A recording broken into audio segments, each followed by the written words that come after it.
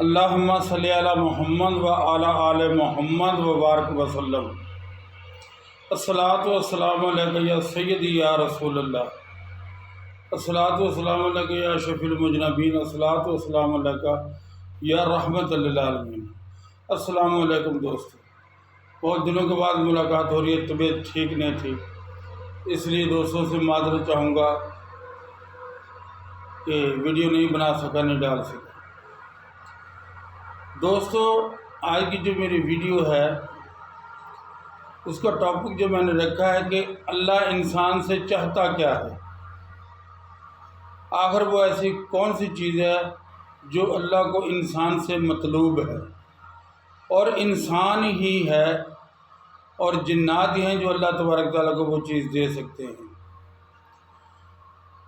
دوستو، ویڈیو شروع کرنے سے پہلے دوستوں سے درخواست کروں گا کہ چینل اگر پسند آئے، ویڈیو پسند ہے تو سبسکرائب بھی کریں، دوستوں کے ساتھ شیئر بھی کریں، لائک بھی کریں، اور کامنٹ باکس میں اپنے خیالات کا اظہار ضرور کریں۔ دیکھیے دوستو، اس خالق کی کائنات نے جب کہا کہ میں پہچانا جاؤں، یہ سب باتیں آپ دوستوں نے سن رکھی ہیں، تو اس نے مجھے اور آپ کو بنایا۔ اب مجھے اور آپ کو بنانے سے پہلے اس نے اس دھرتی پہ ہر وہ چیز مہیا کر دی جو انسان کی ضرورت ہے، جس کے بغیر انسان کی زندگی نہیں کٹتی۔ پھر اس کو زمین پہ اتارا اور کہا جاؤ ایک مقررہ وقت تک تم زمین پر رہو گے، اس کے بعد پھر لوٹ کر تجھے میرے پاس ہی آنا ہے۔ دوستو، جب ہم نے اللہ ہی کے پاس جانا ہے تو پھر ہمیں اس کی تیاری بھی کرنی چاہیے۔ میں جو اپنے 55 سالہ دور میں جو سمجھا ہوں، اپنی زندگی کے میں نشیب و فراز بتا رہا ہوں، میں غلط بھی ہو سکتا ہوں، صحیح بھی ہو سکتا ہوں، کہ ایک تو انسان جلد باز بہت ہے، دوسرا جہالت اس میں کوٹ کوٹ کر بھری ہوئی ہے۔ جلد باز میں اس لیے کہہ رہا ہوں کہ حضرت موسیٰ نے دعا کی کہ اللہ، فرعون جو اتنا ظلم کرتا ہے، اتنا جابر ہے، تو اسے تباہ و برباد کیوں نہیں کر دیتا، اس کو دریائے نیل میں غرق کیوں نہیں کر دیتا۔ وہی آ گئی حضرت موسیٰ کے پاس کہ موسیٰ، اللہ تبارک تعالیٰ نے تیری دعا قبول کر لی، فرعون تباہ و برباد ہو جائے گا اور غرق بھی ہو جائے گا۔ آپ جانتے ہیں کہ اس دعا پہ عمل درآمد کو کتنا عرصہ لگا؟ 40 سال۔ 40 سال کے بعد وہ وقت آیا کہ جب اللہ تبارک تعالیٰ نے فرعون کو بما اس کی فوج لشکر کے دریا میں ڈبو دیا۔ ہم اتنے جلد باز ہیں، ہم یہ کہتے ہیں کہ ہماری زبان سے لفظ دعا نکلے بعد میں، پورا پہلے ہو جائے۔ سب سے بڑی غلطی تو ہماری یہ ہے کہ ہم میں صبر نہیں ہے۔ بالفرض ہم صبر کر بھی لیں، کتنا دیر کرتے ہیں؟ مہینہ، 2 مہینے، سال، 1-2 سال۔ جبکہ جو بندہ بھی راہ سلوک پہ چلتا ہے، راہ طریقت پہ، راہ شریعت پہ، راہ حقیقت پہ چلتا ہے، تو وہ اللہ کا خاص ہونے جا رہا ہے۔ جب اللہ کا خاص ہونے جا رہا ہے تو اس کو آزمایا بھی جائے گا، کبھی پیسے کی کمی سے، کبھی اولاد کی طرف سے، کبھی رشتہ داروں کی طرف سے۔ تو انسان کو اس معاملے میں جلد باز نہیں ہونا چاہیے۔ اس کے لیے میں اس کو جاہل کہتا ہوں کہ انسان جلد باز بھی ہے، جاہل بھی ہے۔ اگر آپ نماز نہ بھی پڑھیں، روزہ نہ بھی رکھیں، قرآن کریم کی تلاوت نہ بھی کریں، رزق تو پھر بھی اس نے آپ کا نہیں بند کرنا، نہ میرا بند کیا، نہ آپ کا بند کرے گا۔ بات یہ ہے کہ جب آپ راہ سلوک میں قدم رکھتے ہیں تو پھر آپ کا یہ مقصد ہوتا ہے کہ میں خاص ہو جاؤں. اب خاص لوگوں کے لیے خاص ٹریٹمنٹ ہوتی ہے. جو خاص ٹریٹمنٹ ہوتی ہے اس سے مجھے آپ کو جو بھی اس رستے پہ آئے گا اس کو اس تکلیفوں سے پریشانیوں سے گزرنا پڑے گا. اللہ آپ سے چاہتا کیا ہے؟ ایک ہی چیز چاہتا ہے، وفاداری، عاجزی. بس اگر آپ اللہ تبارک تعالیٰ کے وفادار ہیں تو پھر یہ دنیا آپ کی ہے.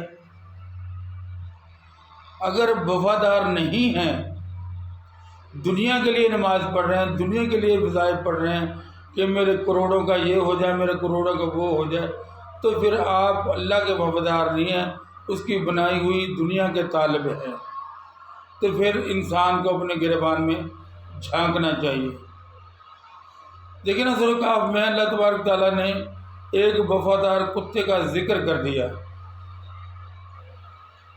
نیک لوگوں کا ساتھی، ان کا جو کتا تھا اس کا ذکر اللہ تبارک تعالیٰ نے قرآن عظیم میں کر دیا. حضرت جنید بغدادی جو غوثوں کے، قطبوں کے، ولیوں کے امام ہیں، مولا علی کا وہ خلیفہ ہے، اس نے 10 خصائص لکھی ہیں کتے کے. ان میں سے صرف میں 2 بیان کروں گا آج. صرف انسان کی وفاداری چیک ہو جاتی ہے اس سے. جن لوگوں نے کتا رکھا ہوا اپنے گھر پہ، اس کو تربیت دی، وہ بخوبی میری بات کو جانیں گے بھی، سمجھیں گے بھی کہ آپ نے گھر کیا کتے کے حوالے اور آپ چلے گئے کہیں، آپ پورا دن واپس نہیں آئے، آپ اگلے دن بھی واپس نہیں آئے، تو وہ کتا جو ہے آپ کے گھر کی رکھوالی تو کرے گا لیکن آپ کے گھر کو کوئی نقصان نہیں پہنچائے گا. آپ جہاں کھانا پکا کر رکھ کر چھوڑ کر گئے تھے اس میں خود منہ نہیں مارے گا، خود وہاں سے کوئی چیز اٹھا کر نہیں کھائے گا جب تک کہ آپ نہ آ جائیں. جب آپ آ جائیں گے پھر وہ آپ سے جھگڑا نہیں کرے گا، آپ کو کاٹے گا نہیں کہ تو نے مجھے 2 دن کے لیے 3 دن کے لیے بھوکا چھوڑ دیا اور چلے گا. جب آپ آؤ گے اس کو کھانا دو گے تو وہ کھانا کھائے گا. اور دوسرا، آپ نے کسی بات پہ اپنے اس پالتو جانور کو، اس کتے کو جھڑک دیا، مارا بھی، اور یہ کہہ دیا کہ دفع ہو جاؤ یہاں سے، وہ آپ کی آنکھوں کے سامنے سے دور ہو جائے گا. آپ کو 2 گھنٹے 4 گھنٹے کے بعد احساس ہوا یار وہ تو بے زبان ہے، وہ کہاں رہ گیا، میں اس کو کھانا ڈالوں. آپ اس کو پھر بلاتے ہیں، وہ بھاگا ہوا چلا آتا ہے، اور جب آپ اس کے سامنے کھانا رکھتے ہیں تو وہ ڈائریکٹ کھانے پہ حملہ نہیں کرتا، اپنی دونوں ٹانگیں زمین پہ لگا کے پہلے رب تعالیٰ کا شکر ادا کرتا ہے. آپ یقین مانیں کتا 8 دن کا بھی بھوکا ہو، آپ اس کو جب بھی کھانا ڈالیں گے، جن لوگوں نے گھروں پہ کتے رکھے ہوئے ہیں وہ جانتے ہیں، جب بھی آپ اس کو کھانا دیں گے وہ پہلے دونوں ٹانگیں زمین پہ رکھے گا، اللہ کا شکر ادا کرے گا، پھر وہ کھانا کھائے گا. لیکن اے انسان تیرے سے گلا پھر بھی وہ نہیں کرے گا. کم سے کم ہم لوگ جو دعویٰ کرتے ہیں، بڑے بڑے پیر ہیں، بڑے بڑے مفتیان اکرام ہیں، بڑے بڑے اولیاء ہونے کا دعویٰ کرتے ہیں، کم سے کم ہمارے اندر اتنی وفاداری تو ہو کہ کبھی ہم پہ غریبی آ جائے،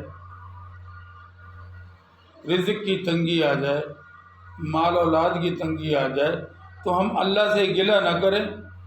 جب آسانی ہو تو اس کا شکر ادا کریں، جب پریشانی ہو تب بھی اس کا شکر ادا کریں. کیونکہ اس نے کہا ہے کہ مشکل کے بعد آسانی ہے۔ اور پھر قرآن عظیم میں تو یہ کہتا ہے کہ اللہ خود فرماتا ہے کہ جتنا میں نے تجھے رزق دیا ہے اسی کے حساب سے چلو۔ تو پھر میں اور آپ ایسے وظائف کیوں پڑھتے ہیں جو اللہ کو چھوڑ کر صرف دنیاوی مقصد کے لیے پڑھے جائیں؟ میں کہتا ہوں آپ ساری رات پڑھیں، آپ کو جو جی چاہتا ہے پڑھے خالصاً اللہ کے لیے۔ دعا میں آپ کروڑ مانگ لیں، 1000 کروڑ اللہ سے مانگ لیں، وہ دینے پہ قادر ہے، وہ آپ کو دے دے گا۔ تو دوستو، جو لوگ بھی راہ سلوک کا مسافر ہو اس کو پھر چاہیے کہ اپنی زبان کو شکوے سے بچائے۔ دیکھیں نا، حضور سرور کونین صلی اللہ علیہ وسلم نے ارشاد فرمایا کہ مومن 2 چیزوں کی ضمانت مجھے دے دے، جنت کی چابی مجھ سے لے لے۔ صحابہ نے پوچھا یا رسول اللہ وہ 2 چیزیں کیا ہیں؟ آپ صلی اللہ علیہ وسلم نے ارشاد فرمایا، ایک زبان جو ہے کہ مومن اس کو غلط استعمال نہیں کرے گا، اس کی ضمانت مجھے دے دے، ایک اپنی شرمگاہ کی، تو جنت کی گارنٹی مجھ سے لے لے۔ تو لہٰذا ہمیں اپنی زبان کو ہر دم شکر پہ رکھنا چاہیے، نہ کہ شکوہ پہ۔ جو بھی زیادہ شکوہ کرے گا وہ کبھی ترقی نہیں کرے گا، جو جتنا زیادہ شکر ادا کرے گا اللہ تبارک تعالیٰ اس کو اتنا ہی زیادہ نوازے گا، کیونکہ وہ کریم ہے۔ جو اس کو مانتا ہے وہ اس کو بھی دیتا ہے، جو نہیں مانتا وہ اس کو بھی دیتا ہے۔ رہا معاملہ یہ کہ جو ماننے والے ہیں ان کو وہ خوش ہو کے دیتا ہے، اور فرشتوں سے یہ کہتا ہے کہ دیکھو یہ میرے وہ بندے ہیں جن کی تم مخالفت کرتے ہیں، دکھ اور سکھ میں ہر حال میں مجھ سے راضی ہیں۔ جب آدمی کہتا ہے نا الحمدللہ رب العالمین، کہ اللہ تیرا تمام تعریفوں کے قابل تو ہی ہیں، جب انسان زبان سے کہتا ہے یا اللہ ہر حال میں تیرا شکر ہے، تو اللہ کو یہ باتیں بہت پسند آتی ہیں، شکر گزاری اور استغفار۔ وظیفہ آپ جو بھی پڑھیں، قرآن کریم کی کوئی آیات پڑھیں، اللہ تبارک تعالیٰ کے اسم مبارک پڑھیں، اس میں یکسوئی، اور ایک ہی وظیفے کو اپنے اوپر اتنا طاری کر لیں کہ وہ آپ کا اسم اعظم بن جائے، تو انشاءاللہ تعالیٰ العزیز آپ کامیاب ہوگے۔ اللہ سے دعا ہے کہ اللہ تبارک تعالیٰ مجھے اور آپ کو نیک عمل کرنے کی توفیق عطا فرمائے اور اچھے دوست عطا فرمائے۔ ویڈیو اچھی لگے تو دوستوں کے ساتھ شیئر بھی کریں اور سبسکرائب بھی کریں، اور اپنی قیمتی آراء سے تو ضرور نوازیں۔ السلام علیکم ورحمۃ اللہ وبرکاتہ۔